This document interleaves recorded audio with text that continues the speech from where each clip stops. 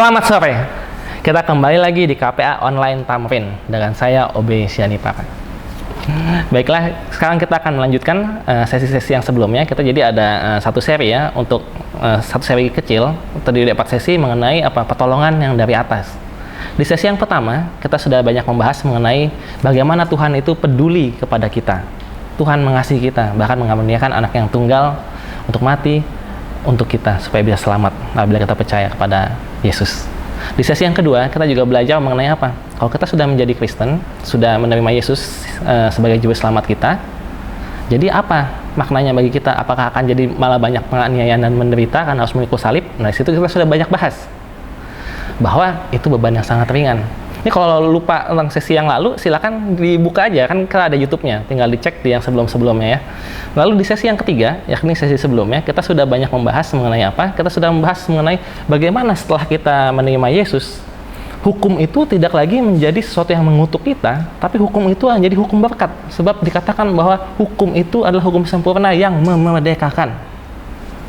Nah, itu di sesi ketiga.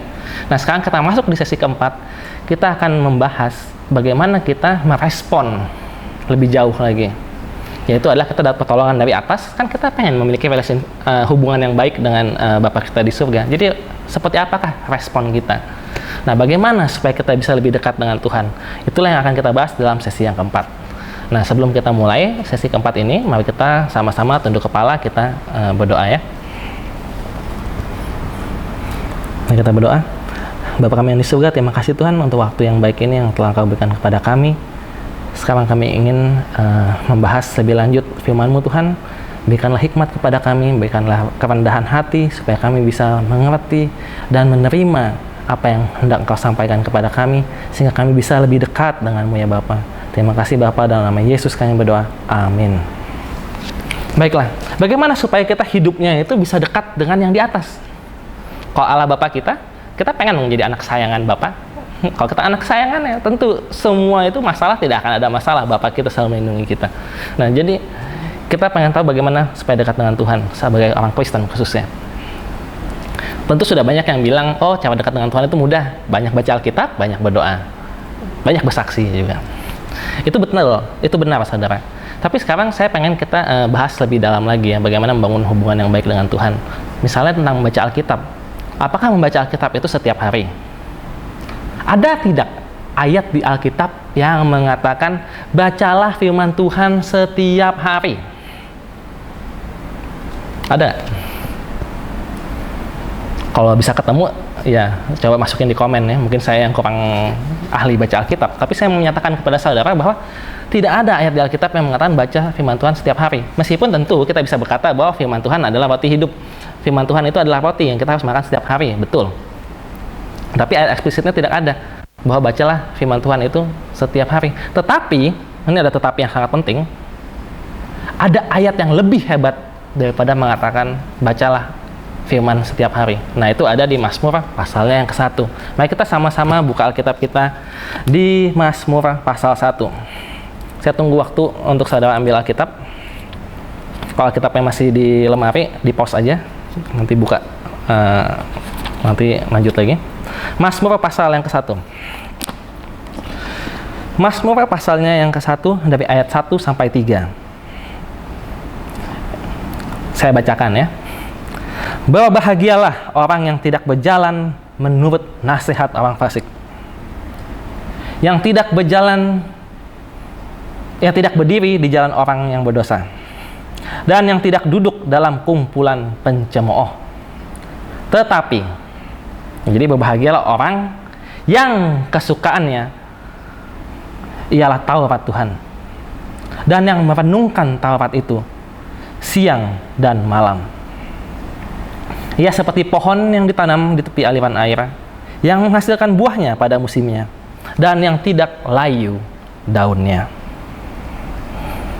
Apa saja yang diperbuatnya berhasil. Ini ayat yang sangat luar biasa ya. Apa saja yang diperbuatnya berhasil. Semua yang kita perbuat berhasil. Kalau apa? Ada syaratnya ya. Atau mungkin ada penjelasan sebelumnya ya. Kalau apa? Atau untuk siapa? Untuk orang-orang yang kesenangannya Taurat Tuhan. Atau istilahnya firman Tuhan ya. Itu. Kesenangan firman Tuhan. Kesenangan firman Tuhan itu seperti apa? Orang seperti apa sih yang senang dengan firman Tuhan? Ini dikatakan dengan jelas. Yang merenungkan Taurat itu siang dan malam. Nah, ini luar biasa ya. Berbahagia orang yang seperti itu. Jadi tadi kalau saya tanya, ada nggak yang dibilang ayat Alkitab, bacalah firman Tuhan setiap hari? Nggak ada. Tapi ada ayat yang bilang, renungkan. Bahkan bukan dibilang setiap hari, tapi setiap siang dan malam. Bahkan seharian penuh istilahnya ya. Jadi saudara mesti mengerti di sini. Jadi untuk dekat dengan Tuhan itu bukan hanya membaca firman Tuhan, tetapi yang lebih penting daripada membaca adalah merenungkan firman itu. Saya bukan bilang bahwa kita ini hanya perlu merenungkan firman Tuhan, nggak perlu baca, jangan ya, bukan begitu ya. Karena kalau kita mau merenungkan firman Tuhan, berarti harus dibaca dulu.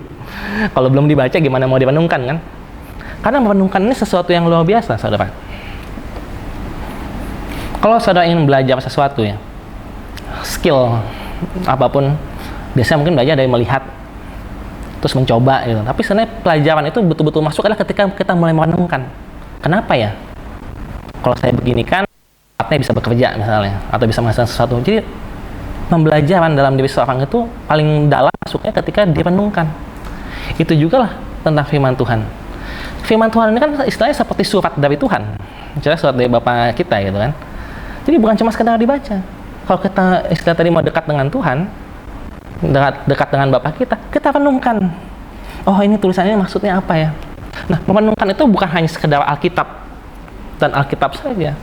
Merenungkan itu adalah mengkoneksikan apa yang kita baca dengan kehidupan sehari-hari. Karena kalau tidak, kita nanti jadinya legalis. Kita cuma hanya bilang ada tertulis, tapi nggak melihat kenyataan. Harus ada sinkroni yang baik ya dengan antara apa yang kita baca dan kehidupan kita. Kalau yang mengajarkan tentang kasih, kita harus mengasihi. Kalau enggak, itu namanya nggak dihidupkan firman Tuhan. Nah, jadi itu merenungkan. Jadi maksudnya merenungkan adalah apa? Oh, ada satu kejadian ketika saya lagi kemana, bertemu dengan ini. Langsung tiba-tiba, kok ini mirip ya seperti yang saya baca.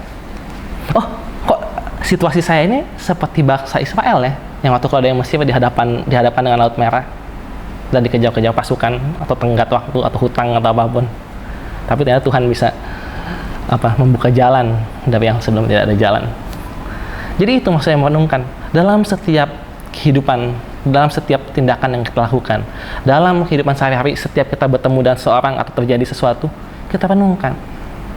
Oh, saya teringat firman ini. Oh, saya teringat firman itu. Jadi itu betul-betul bisa dilakukan siang dan malam. Bahkan malam-malam pun ketika kita sudah selesai hari kita bisa merenungkan kehidupan kita, dan kita renungkan juga sambungan dengan firman Tuhan. Dan bukan cuma masalah sambungan dengan firman Tuhan, kita mesti ingat siapa penulisnya. Jadi sambungannya dengan hubungan kita dengan Tuhan. Nah, itulah bagaimana supaya kita bisa dekat dengan Tuhan. Di sini digambarkan orang seperti itu seperti apa? Seperti pohon yang ditanam di tepi aliran air yang menghasilkan buahnya pada musimnya. Jadi ada juga yang bilang, oh, kamu jangan baca firman Tuhan doang, atau jangan baca firman Tuhan terus. Mana tindakanmu? Nggak ada tuh, pelayanannya nggak ada. Itu di sini dibilang akan ada pada waktunya. Nah, ini yang luar biasa ya. Itu akan berbuah. Yang penting kita baca, kita renungkan. Karena kalau kita sudah renungkan dan kita dapatkan kebenarannya, itu akan dengan otomatis kita lakukan dalam kehidupan kita sehari-hari. Tentang kasih khususnya. Nah, ini luar biasa ya, menghasilkan buah. Apa sih buah? Buah apa? Mungkin udah banyak yang tahu ya, kasih, sukacita, dan seterusnya. Nah, tapi saya ingin membahas yang lebih dalam lagi, karena kita fokusnya bukan tentang buah apa pada sesi ini, kita fokusnya adalah dengan hubungan dengan Bapa kita yang di atas. Tentang buah itu yang menarik, dan dengan hubungan antara kita dan Tuhan, itu mungkin paling bagus kalau kita ambil dari Yohanes pasal yang ke-15. Jadi kita pindah dulu ke Yohanes pasal 15. Ini sebenarnya bisa dibilang sangat berhubungan dengan Mazmur 1 tadi. Jadi saudara buka Alkitab, kita ambil Yohanes pasal yang ke-15 ayat 1. Sebenarnya saya pengen bilang sampai selesai, tapi mungkin saya nggak baca semua ya. Tapi nanti saudara bisa baca semua. Ini tentang perumpamaan pokok anggur. Ini saya bacakan, ini sangat bagus. Yohanes pasal yang ke-15. Akulah pokok anggur yang benar, dan Bapakkulah pengusahanya. Setiap ranting padaku yang tidak berbuah dipotongnya, Dan setiap ranting yang berbuah dibersihkannya, supaya ia lebih banyak berbuah. Kamu memang sudah bersih karena firman yang telah kukatakan kepadamu. Tinggallah di dalam aku dan aku di dalam kamu. Sama seperti ranting tidak dapat berbuah dari dirinya sendiri kalau ia tidak tinggal pada pokok anggur, demikian juga kamu tidak berbuah jikalau kamu tidak tinggal di dalam aku. Akulah pokok anggur dan kamulah ranting-rantingnya. Barang siapa tinggal di dalam aku dan aku di dalam dia. Ini saya ulangi ya. Barang siapa tinggal di dalam aku dan aku di dalam dia, ia berbuah banyak. Ini luar biasa. Sebab di luar aku kamu tidak dapat berbuat apa-apa. Barang siapa tidak tinggal di dalam aku, ia dibuang keluar seperti ranting dan menjadi kering. Kemudian dikumpulkan orang dan dicampakkan ke dalam api lalu dibakar. Jikalau kamu tinggal di dalam aku dan firmanku tinggal di dalam kamu, mintalah apa saja yang kamu kehendaki dan kamu akan menerimanya. Dalam hal inilah Bapakku dipermuliakan, yaitu jika kamu berbuah banyak, dan dengan demikian kamu adalah murid-muridku. Ini masih ada lanjutannya, tapi mungkin saya stop di sini dulu. Ini luar biasa ya. Hubungan yang paling intim itu adalah seperti ini. Di sini bilang katakan apa? Aku tinggal dalam kamu, kamu tinggal dalam aku. Ini hubungan yang paling intim. Bagaimana caranya? Dan bahkan mungkin saudara juga bingung. Maksudnya apa? Aku tinggal dalam kamu, kamu tinggal dalam aku. Bagaimana kita tinggal dalam Tuhan dan Tuhan tinggal dalam kita? Ini maksudnya apa? Mungkin kalau mau bahas ini, pembahasannya akan sangat panjang. Jadi saya tidak bisa bahas semuanya, tapi yang inti-intinya saja, yang paling tidak supaya saudara bisa menangkap. Ini kita bisa melihat nih. Misalnya di ayat 7. Coba ya. Cek Alkitabnya di ayat yang ke-7, Yohanes 15. Jikalau kamu tinggal di dalam aku dan firmanku tinggal di dalam kamu. Jadi udah dapat satu kata kuncinya ya. Jadi maksudnya tinggal di dalam apa yang tinggal di dalam kita, di sini bilang firmanku, firman Tuhan tinggal di dalam kita. Ada lanjutannya lagi. Tapi ini tadi saya belum baca. Ini ada di ayat 9 ya. Ya kita ayat 9 kalau gitu. Seperti Bapa telah mengasihi aku, demikianlah juga aku telah mengasihi kamu. Tinggallah di dalam kasihku. Jadi ini hubungan yang intim yang luar biasa, saudara. Aku tinggal dalam kamu, kamu tinggal dalam aku, atau di sini akunya Tuhan ya maksudnya. Itu apa maksudnya? Firman Tuhan tinggal di dalam saudara, dan saudara tinggal di dalam kasih Tuhan. Itu maksudnya. Pembahasannya sangat panjang, tapi saya di sini untuk sesi ini saja. Kita langsung ke inti-intinya. Jadi bagaimana memiliki hubungan yang intim tadi? Tinggal dalam kasih Tuhan. Dan biarkan firman Tuhan itu tinggal di dalam kita. Makanya ini sambungannya sangat luar biasa dengan Mazmur pasal 1 tadi. Firman Tuhan tinggal dalam kita. Karena kenapa? Karena kita merenungkan Taurat Tuhan itu siang dan malam. Gitu. Dan kita praktekkan. Dan kita tinggal dalam kasih Tuhan. Maksudnya apa? Kita percaya dalam kasih Tuhan yang mengasihi kita itu. Itu akan sungguh luar biasa. Kalau di Mazmur pasal 1 dibilang kita akan berbuah pada musimnya karena kita seperti di tepi aliran air. Itu seperti firman Tuhan ya, selalu mengisi hidup kita sehingga kita bertumbuh dan berbuah. Kalau di sini dibilang apa? Kalau itu terjadi, aku tinggal dalam kasih dan firman Tuhan tinggal dalam kita. Dibilang apa? Kamu akan berbuah banyak.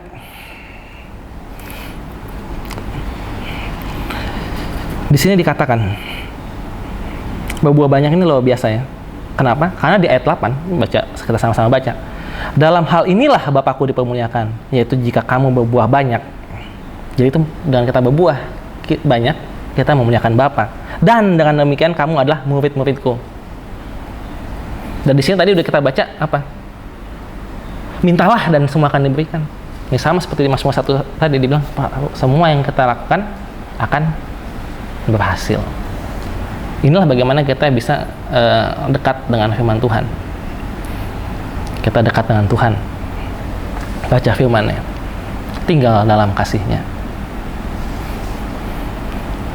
Tapi semua itu ada mulanya juga. Dimulai dari mana? Yaitu adalah dengan mengakui Bapa kita sebagai Bapa kita. Ini penting ya. Itulah arti baptisan juga. Kenapa kita buat yang masih belum Kristen di sini, penting untuk mendapat baptisan itu? Karena baptisan itu adalah pengakuan iman. Istilahnya adalah mengaku bahwa kita itu mati dari dosa kita dan kita dibangkitkan bersama Yesus.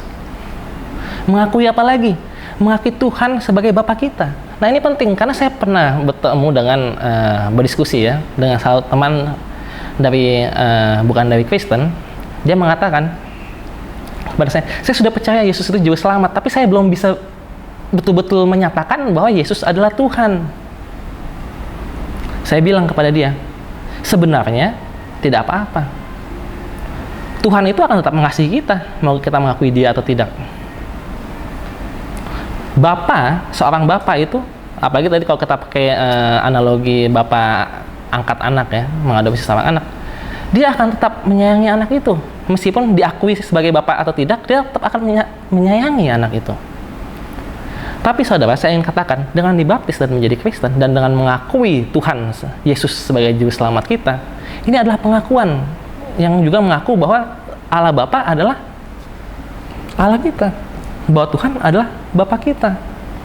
Bedanya apa sih mengakui atau tidak? Kan sama-sama dikasih sama Bapa, sama-sama dikasih sama Tuhan.